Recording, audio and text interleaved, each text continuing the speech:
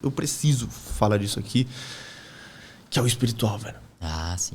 Pra mim, empreender é uma batalha muito mais espiritual do que só o plano de ação, executar e tal.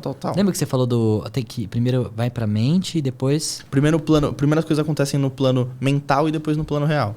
Pra mim, eu só mudaria a palavra. Tipo, no meu caso, eu explicaria o plano espiritual. Tudo você joga lá pra cima, né? Com o mundo espiritual e depois pá. Pra acontecer no mundo real, aqui no mundo carnal, né? Na carne, você tem que jogar lá pra cima. É sobre isso. E a conexão tá aqui. O espiritual tá aqui. Tá dentro da nossa cabeça. Eu acho que tá aqui, ó. Tá bem no nosso cérebro. Tem coisa no coração também, mas o cérebro aqui é a conexão. Pra mim é exatamente sobre isso e é a intimidade, velho. A intimidade que você tem com o cara lá de cima que vai determinar muitas coisas sobre ti. E quando eu falo sobre essa intimidade, eu tô falando diretamente sobre a maneira como você reage ao que acontece no seu dia a dia. Então, às vezes, olha o que eu vou falar aqui e, cara, tem que ter muita sabedoria pra entender isso aqui, porque senão muita gente consegue distorcer. Eu quero ver se eu sou sábio. É muito louco, cara, porque é o seguinte, às vezes o cara não tá conseguindo executar o mais simples, velho. Às vezes o mais simples do negócio dele ele não tá conseguindo fazer. Às vezes ele tá encontrando alguns desvios no meio do caminho, alguns buracos no meio do caminho, gente que trai ele, gente que deve ele, que não paga, gente, enfim, ele encontra coisas de diversos meios.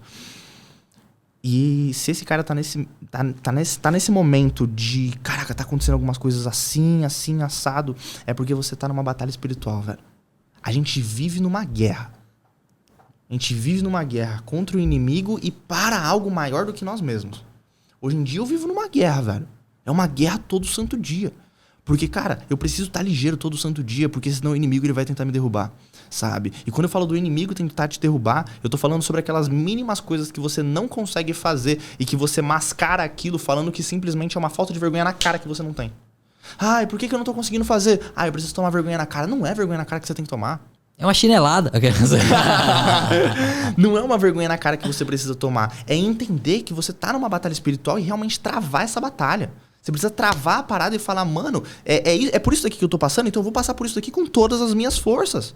Porque eu preciso ser forte nesse processo. E eu tive um chamado espiritual muito forte. Pra mim foi algo que aconteceu muito louco. Eu vou contar essa história aqui. Manda, eu gosto dessas histórias. Porque foi o seguinte, cara, lá na palestra que eu dei lá no meu evento, semana retrasada, eu contei sobre isso. Que foi o seguinte, no começo de janeiro agora, eu tinha perdido 4 clientes.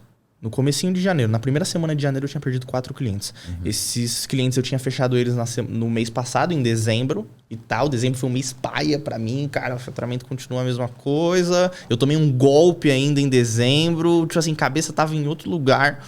Mas enfim, ano novo, vida nova, esse ano agora vai ser incrível, vai ser maravilhoso. Até que então, cara, a primeira semana de janeiro ali e tal, primeiro veio um cliente, falou, Pachecão, eu não vou conseguir fazer o processo de mentoria contigo. O outro veio, Pachecão, não vou ter o dinheiro pra pagar. Pacheco, cara, minha prioridade mudou, não vou mais conseguir fazer. Pacheco, tal, cara, não vai mais dar. Enfim, quando esse último e quarto cliente mandou a mensagem pra mim, na primeira semana de janeiro, cara, ali pareceu que... Primeira semana? Na primeira semana de janeiro. Nossa! Na primeira semana, 4 clientes. 4 clientes ali é uns 5 dias de faturamento. Foi embora. Sabe? E aquele papo de ano novo, vida nova, tava... Mano, morreu. Falei, caraca, e agora? E eu lembro até hoje, eu ouvi aquele áudio no meu computador e no exato momento que eu ouvi aquele áudio, cara, a minha única reação foi ajoelhar, velho. A minha única reação foi ajoelhar, porque eu não tinha mais pra onde olhar, cara. Eu não tinha mais pra onde olhar. Eu falei, e eu ajoelhei ali naquele momento, eu falei, Senhor meu Deus, se você quer me dar uma resposta, você me dá essa resposta agora, cara. Porque o que tá acontecendo? Sabe? Não é possível que isso esteja acontecendo comigo. E aí eu exigi respostas dele. Ali eu ajoelhei e eu exigi respostas de Deus. E por que eu falo eu exigi respostas? Porque a gente não precisa pedir nada pra ele. Ele já trouxe seu filho, já morreu na cruz pela gente. A gente não precisa pedir nada mais pra ele. A gente só precisa exigir as coisas. Porque esse exigir é tomar posse daquilo que já é nosso. Então se aquilo aconteceu comigo, é porque aquilo não era pra ser meu. E porque eu tinha um propósito muito maior pra cumprir. E naquele exato momento, cara, que eu me ajoelhei e eu exigi resposta, começaram a surgir algumas coisas, aí depois eu peguei e tal, fui falar com a minha mãe é uma pessoa muito espiritualizada, ela me trouxe mais um direcionamento, e aí depois, cara, eu peguei meu caderno, comecei a escrever ali algumas coisas, o que eu tava sentindo, eu comecei a ter algum direcionamento, cara, eu estava sendo guiado naquele momento por algo maior do que eu mesmo, sabe? E ali eu tive uma clareza, e uma das clarezas que veio pra mim ali muito forte foi a seguinte: Meu filho, é como se eu estivesse escrevendo aquilo, o que eu tava sentindo naquele momento, e eu tivesse ouvido um sopro que veio aqui no meu ouvido esquerdo. É o seguinte: meu filho, você precisa aprender sobre mim, a ponto de conseguir transmitir para as pessoas a minha palavra. E a partir dali, eu falei, caraca, velho, agora eu tenho uma missão. Agora eu preciso nutrir todas as pessoas que passarem por mim com a palavra de Deus. E quando eu falo isso daqui, cara, pelo amor de Deus, não é um papo de pastor, não é nada disso.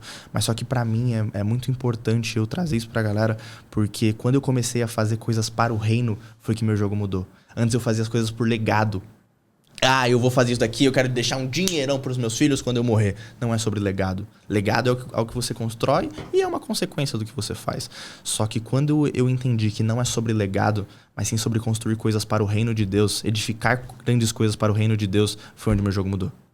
É tipo você, eu acho que viria até muito pro mundo físico. O que Deus quer que a gente faça para esse mundo aqui ele melhorar, ele ser bom? Total. Então você, tipo, é olhando pro reino de Deus, mas não necessariamente na prática você tá fazendo, ó, vou construir um prédio lá. Não, você vai construir um prédio aqui, você vai botar gente aqui, você vai botar gente pra trabalhar, você vai melhorar a vida de gente e, pô... E vai. E dali, cara, por muito tempo foi depois de janeiro pra cá que eu comecei realmente a prosperar financeiramente, tá? Porque, cara, eu fiquei uns 8 meses no digital fazendo... Eu juro pra você, eu fiquei uns 8 meses no digital fazendo 3 mil reais por mês, cara.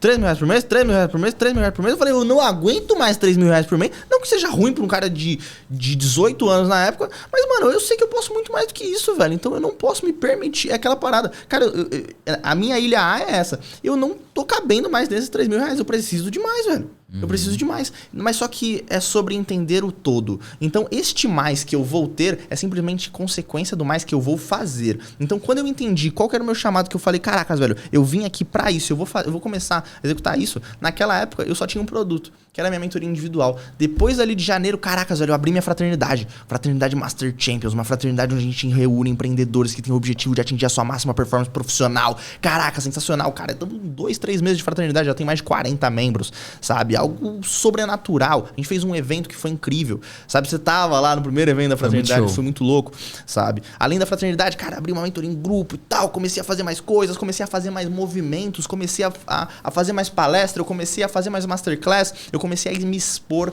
mais. E foi quando eu comecei a me expor mais e me expor do jeito certo que as coisas começaram a mudar financeiramente na minha vida, sabe? Então, meu jogo só mudou quando eu entendi que eu estava travando uma batalha espiritual. E as coisas não estavam fluindo porque eu ainda não tinha assumido a batalha que eu tinha que travar, sabe? E nesse momento onde eu falei, caracas, velho, eu preciso fazer as coisas pro reino.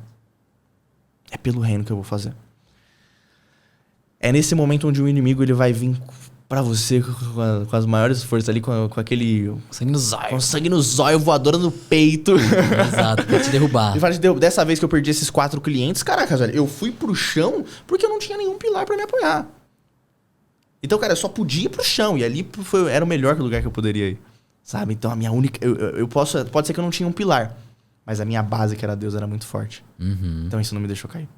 Sabe? E, cara, foi quando eu olhei, eu caí, eu fui pra essa base que, mano, caraca, as coisas grandiosas começaram a acontecer. E aí eu linko isso daí com Napoleão Hill, porque é muito sobre a mentalidade quando coisas ruins acontecem na nossa vida. Napoleão Hill, ele traz pra gente que todo fracasso deve ser olhado como temporário. Né? Então, pô, caraca, perdi 4 clientes, perdi 5 dias de faturamento. Eu tenho que olhar isso como um fracasso temporário. É alguma coisa que aconteceu, mas que vai passar. Porque se eu olho aquilo como um fracasso permanente, esquece, fracassei. Acabou. Mas quando eu olho aquilo como fracasso temporário, eu encontro uma semente. Napoleão Hill fala o seguinte: todo fracasso traz consigo uma semente de sucesso equivalente. Todo fracasso traz consigo uma semente de sucesso equivalente. Ou seja, todas as coisas ruins que acontecerem na minha vida vão vir para plantar algo em mim. Vão vir para plantar algo que estava ali dentro e tal, que aquela semente agora é o meu papel regar aquela semente para que ela cresça, para que ela floresça, para que ela realmente comece a prosperar. Exato. Então é exatamente sobre as coisas, e aí a gente entra pro estoicismo, que no estoicismo fala muito sobre, não é sobre a maneira, a vida não é sobre as coisas que acontecem, mas sobre a maneira como você lida com aquilo que aconteceu. E a gente fala, caracas, velho, Perdi 4 clientes. Podia ter desistido, podia. Mas eu preferi olhar com isso pra outros olhos. E, caracas, velho, foi a melhor bênção que aconteceu na minha vida. Eu digo mesmo, quando o Quartos Bilionários foi desmonetizado pela primeira vez, ele, tipo, isso fez a gente buscar outras fontes de renda, né? E pra mim isso foi muito bom. Ter perdido a monetização, tipo, algo horrível. Mano, na hora que a gente sentiu ali a desmonetização... Não, é sobrenatural. Bum! Foi tipo, caralho, mano, fudeu, já tô contratando gente, eu já tô... fudeu, vou ter que atrasar tudo. E pum, clientes, né? Isso aconteceu agora também, a gente perdeu um cliente muito forte que a gente tinha. E, mano, bum, vamos falir daqui 25 dias. E nisso... Pá, reunião com lead, no caso, pra conseguir novo cliente. Vai lá, vai e volta. Aumenta a entrega no curso. Vai fazendo um monte de coisa. E realmente, tipo, não, é o jeito que você lida com aquilo. Se a gente falar assim, perdi a monetização do Quartos Bilionários, vou parar de postar... Caraca, isso aqui foi longe. Vou parar de postar vídeo aqui, vou desistir do canal. Não desisti, continuei com o canal. Perdi o cliente, vou quebrar a empresa. Não, vou buscar alguma outra fonte de renda para suprir a demanda aqui. Você acaba de assistir mais um corte aqui do Praticast. Caso tenha interesse em assistir o episódio completo, basta clicar no link da descrição. E tá liberado para vocês fazerem cortes. Eu só peço 2 coisas. Primeiro, postar depois de 24 horas da postagem aqui no canal Bora Pra Prática. E segundo, colocar a divulgação do episódio completo na descrição de todos os cortes.